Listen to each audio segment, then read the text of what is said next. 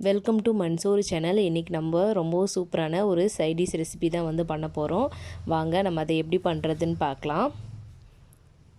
நான் வந்து ஒரு பேனில் இன்றைக்கி ஒரு 4 டேபிள் ஸ்பூன் அளவுக்கு எண்ணெய் வந்து ஆட் பண்ணியிருக்கேன்.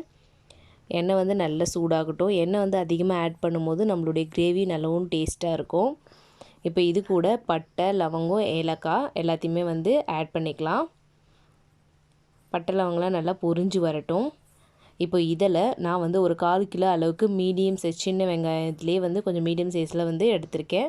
அது வந்து 1/4 கிலோ எடுத்திருக்கேன். அது நீல வாக்கில் கட் பண்ணிவிட்டு அதையும் நம்ம எண்ணெயில் போட்டுடலாம்.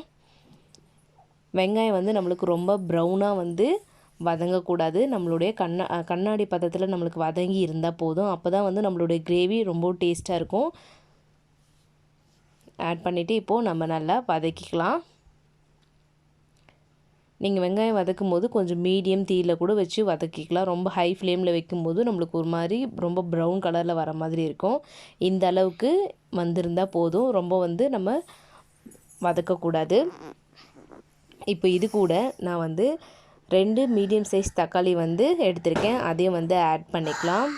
ஆட் பண்ணிவிட்டு இதை வந்து நல்லா வதக்கிக்கலாம்.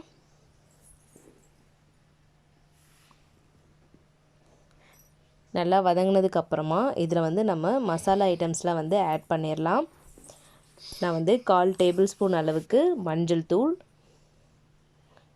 2 டேபிள் ஸ்பூன் மிளகாய் தூள், 1 டேபிள் ஸ்பூன் தனியாத்தூள்,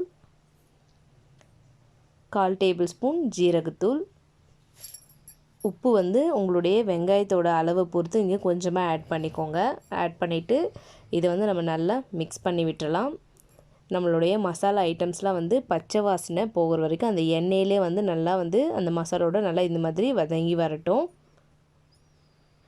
எண்ணெய் வந்து மேலே பிரிஞ்சு வர வரைக்கும் நீங்கள் வந்து மசாலா ஐட்டம் ஆட் பண்ணதுக்கப்புறமா லோ ஃப்ளேமில் வச்சுருங்க, இல்லைன்னா நம்மளுக்கு கருகி வந்துடும். இப்போது ஒரு மிக்ஸி ஜார் எடுத்துக்கலாம். அதில் நான் 2 பெரிய சைஸ் பீசஸ் இருக்கிற தேங்காய் வந்து எடுத்திருக்கேன். அது கூடவே 1/4 டேபிள் ஸ்பூன் அளவுக்கு சோம்பு, ஒரு 5 பல் முந்திரி பருப்பு எடுத்திருக்கேன். இதை வந்து நல்லா பேஸ்ட்டாக அரைச்சிக்கலாம். இந்த அளவுக்கு அரைச்சிக்கோங்க.